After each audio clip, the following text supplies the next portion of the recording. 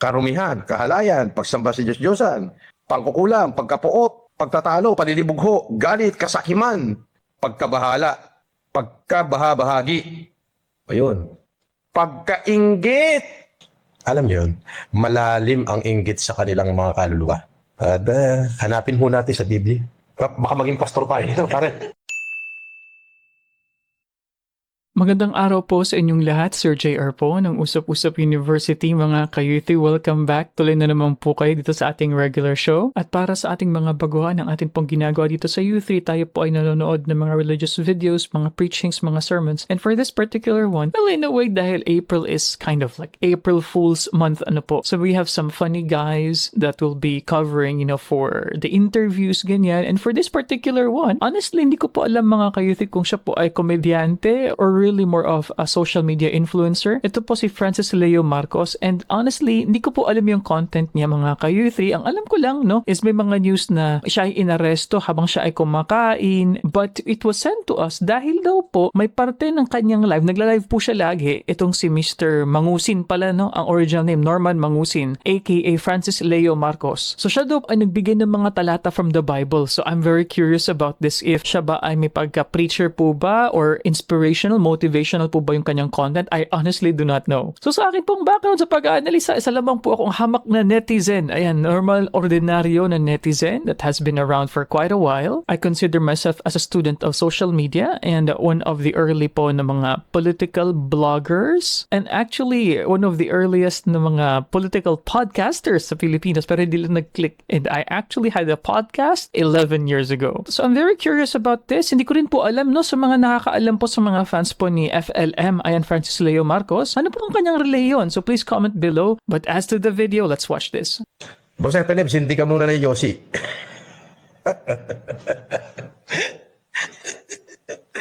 Ay, no.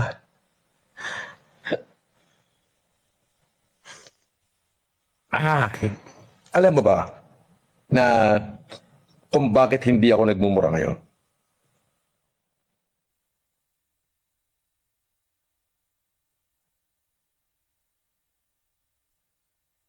Okay, bakit po hindi ka nagmumura?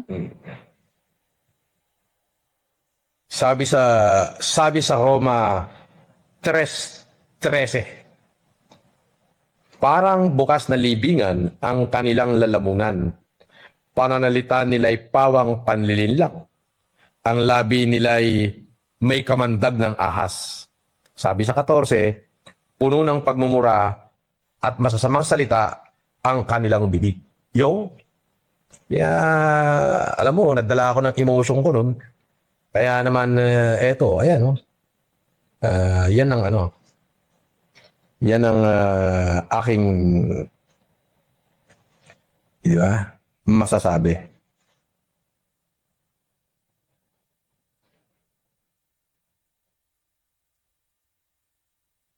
Okay.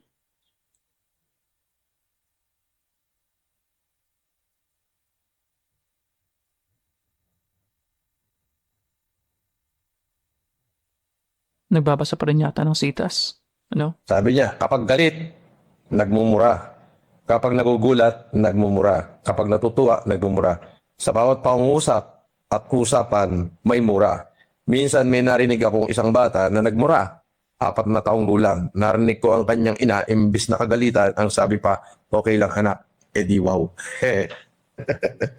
Pero, ang katuruan sa Biblia, sabi nga sa Roma 3:13, parang bukas na libingan ang kanilang lalamunan. Pananalita nila ay pawang panlilinlang. Ang labi nila ay may kamandag ng ahas. Puno ng pagmumura at masasamang salita ang kanilang mga bibig. So hindi na po tayo rin gumura. Kiningining.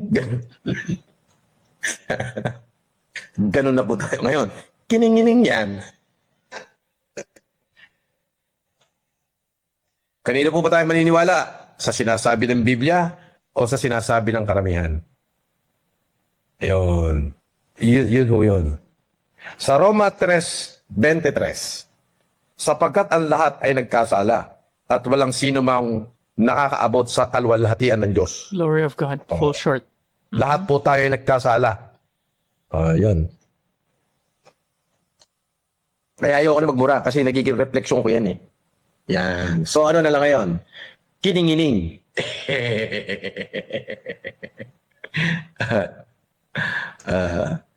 Ito, yung mga nagbubura sa akin, sila yung naka-curse. Oo.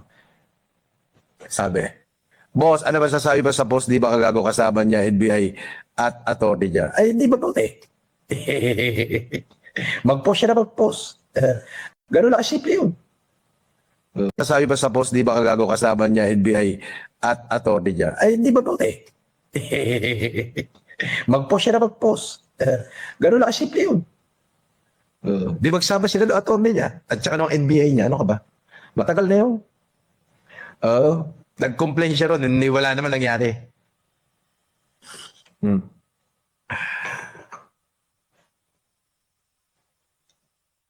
Sabi ni Jojo Imperial, pa-shout out, idol. Pa-birthday mo na sa akin yan. Isang di kalibreng pagbati naman dyan, Lods. Oh, happy birthday kay Jojo Imperial. Mabuhay ka. Buhay ka.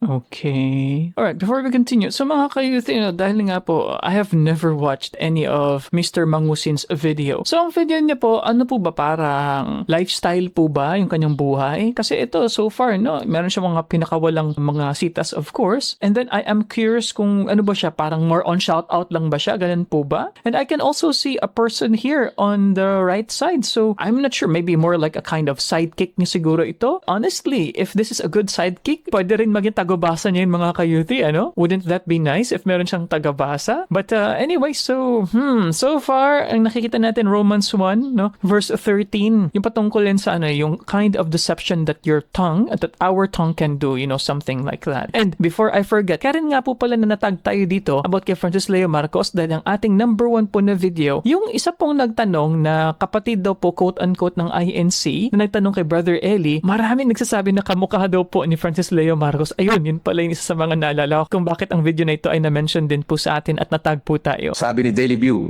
sa Repelem, solid di ka libre, suportahan ka namin. Laban lang tayo sa tama. Pasyaro sa pinsan ko, ikakasal na sa apam niya, fiancé, Ben Dover at Ayla Bainel. Best wishes. Love you, FLM. Ay. Ano white ni Casper? Wala pa eh. Gagawa pa lang eh. Kasi ito sa anak niya, kaya niya. Soon, oh. Pero papangalanan niya yan. Manang Casper. Ayan. Manang Casper. Ayan. Hindi naman tayo nagmamadali. Si boss, may kita. Di ba? Ayun.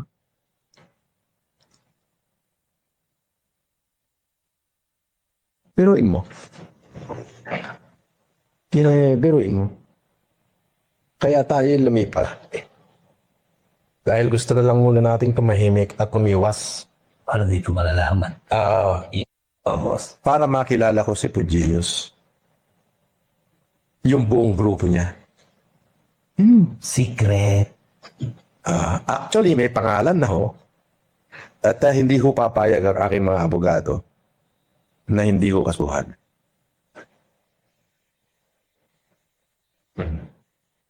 Hindi papayag yung aking mga abogado na hindi ho kasuhan. Kaya pinatawag nila ako kanina sa opisina nila. Doon, nilatag na, tinignan na lahat ng possibility. Yun hong paglitrato sa akin na may nakalagay na headshot. Doon sila naalarma. At Pwedeng pinangako nila, titiyakin nila na as soon as possible, maisasampa ang kaso at walang areglo. Ito po na mangyayari. Yan ho ay gawain po ng hindi matinong tao. Yan ay gawain po ng mga may inggit sa kaban. Yan ay gawain ng mga taong, alam yun, malalim ang inggit sa kanilang mga kaluluwa. At hanapin po natin sa Biblia. Baka maging pastor tayo. Pare. Mukhang puro Biblia na tayo. Baka maging pastor tayo nito. Hanapin natin. Hindi tayo kasi hindi tayo gumamit. Sabagay. It's nagkaka.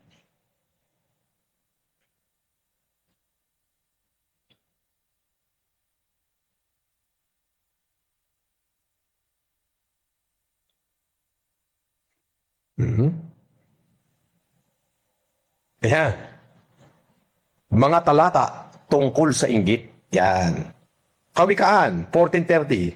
Ang mahinahong kalooban ay nagbibigay buhay sa katawan. Ngunit ang pagkainggit ay parang kanser sa mga buto.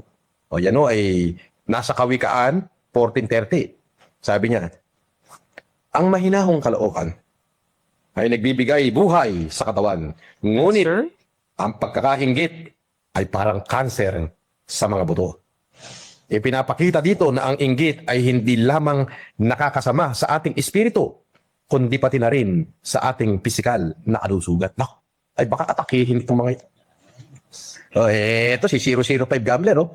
Dumaan na naman. Sabi, basta ba siya? Sopot. Di ba?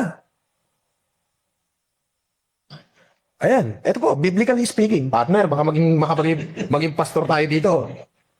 Hindi ako ni tayo. Sabi po sa Kawikaan, 14:30, sabi niya, ang mahinahong kalooban ay nagbibigay buhay sa katawan, ngunit ang pagkakainggi ay parang kanser sa mga buto.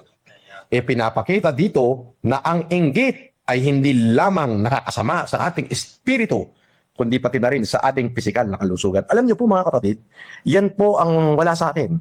Wala po akong inggit sa katawan. Ako ho'y masaya sa kung anong meron ako. Kapag sobrang dami nagbabawas, kapag wala nagtitiis, yan po ang aking pagkatao. Nagtsatsaga po sa kung anong meron. Hindi ko kayang ipagkalulo ang aking mga kaibigan sapagkat sila'y meron at ako'y wala. Hindi ko rin ho kayang magkanulo ng kapwa para makuha lang kung ano yung meron sila. Biblical po yun. Ayun o, sinasabi ng Biblia. Pinapakita dito na ang inggit ay hindi lamang nakakasama sa ating espiritu, kundi pati na rin sa pisikal nating kalusugan. Yun. Sinasabi rin dito sa Galatia 5:19 hanggang 21.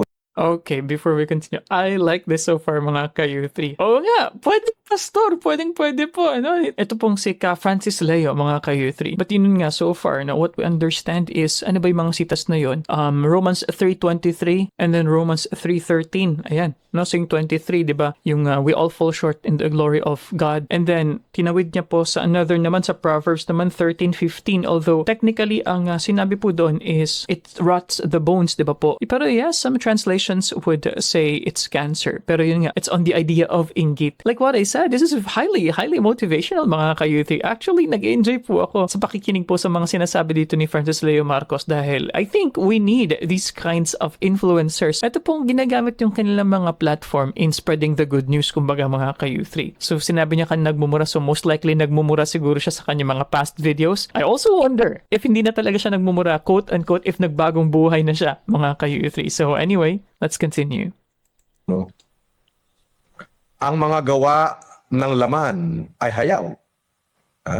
Karumihan, kahalayan, pagsamba sa Diyos-Diyosan, pangkukulam, pagkapuot, pagtatalo, panilibugho, galit, kasakiman, pagkabahala, pagkabahabahagi. Ayun. Pagkainggit. Yan. Naku po, nakalagay doon yung pagkainggit. Oo. Paglalasing, kalayawan, at iba pang katulad nito, binabalaan ko kayo, gaya ng sinabi ko noon, na ang mga gumagawa ng gayong mga bagay ay hindi magmamana ng kaharian ng Diyos. Yun. Diyos ko, magiging pastor na tayo na ito. Pabe, ha? Hindi po, sir. Talagang Hindi naman tayo sakto, hindi rin tayo perfecto. Pero sinabi ko ba, sa Biblia. wala tayong inggit sa katawan. Ika na, pagka-inggit, pikit. Kaya pala sila po, mga ginagawa na nila. Pero, Like, sa mga pala ginagawa niya.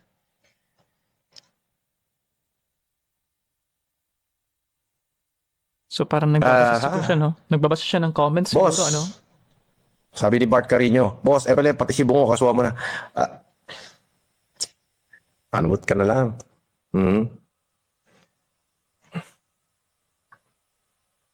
O, di ba? Kasi yung mga yan, puro mga, malalim ang inggit sa katawan niya.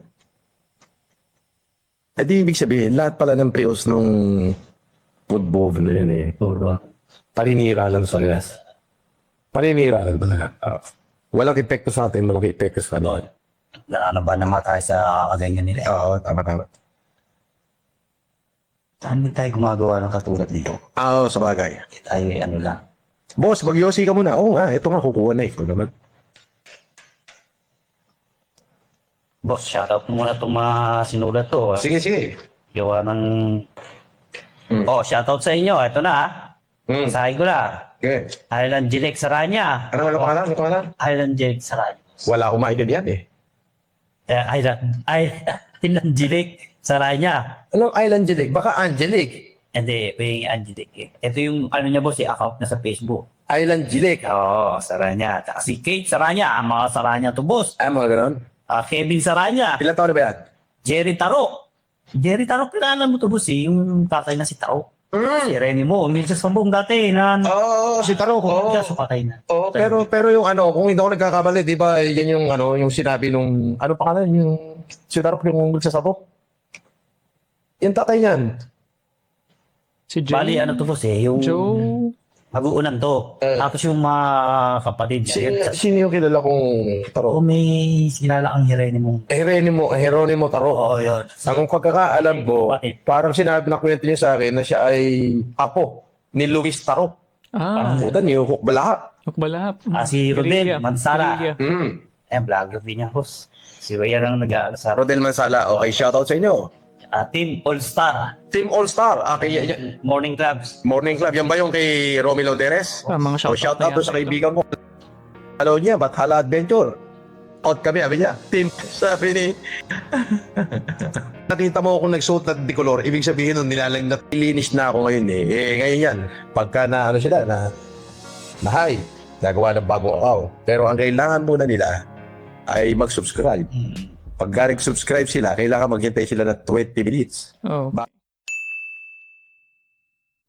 Okay, mga kayuthi, for this short video, it's very short. Actually, I was expecting na sana mas maganda, no? Kung compilation sana ng mga preachings, quote-unquote, or mga motivational na mga quotes ni Francis Leo Marcos. Pero yun nga, this is more like a snippet lang, no? From a live stream. So medyo, sa totoo lang, naiiksian po ako, mga kayuthi. Pero one thing na masasabi ko po, na na-notice ko, he has very good voice, no? Good speaking voice, mga kayuthi. And secondly, my future talaga na maging preacher. Oh, definitely, totally. Yung voice quality niya, mga kayuthi, no? Bilog, talagang masculine na masculine. As far as I know, in the latest news, kasi this live stream happened, I think earlier this year. I think last month po ay hinuli siya while kumakain, as mentioned nga. Kasi meron ding mga cases sa kanya na umabot pa eh. I think versus Manny Pacquiao dahil medyo defamatory na nga po ang issue dito. But anyway, yung kanyang mga kinover, it's more on general na mga common, no? I would say, na mga sitas po sa Biblia patungkol po sa, I would say, kababaan ng loob, no? Dahil lahat tayo ay nakakasala. And he goes on to rant about, sino ba yun? Food Genius, ayan, yung na-mention niya kanina. Siguro mga other ito na mga food influencers perhaps na nakaaway nila. And it is something na I don't really like, mga kayuthi, dito po sa ating mga vloggers sphere or YouTube sphere. Itong issue po ng awayan. And well, but I also understand kasi ang issue po kasi dyan is saan natin i-draw yung line between what is freedom of speech and then what is considered to be beyond that, kumbaga below the belt na pwede nating ikasira ng ating puri, ikasira ng ating dangal, mga kayuthi, or na ating family members. But anyway, mga kayuthi, this ends our episode for today. Medyo maiksi and honestly a bit unconventional. I was not expecting this video at all. If you like these kinds of contents, you can watch that video over there, playlist over here. Kung di ka pa subscribe, you can click subscribe and I'll see you guys next time. Peace. Bye-bye.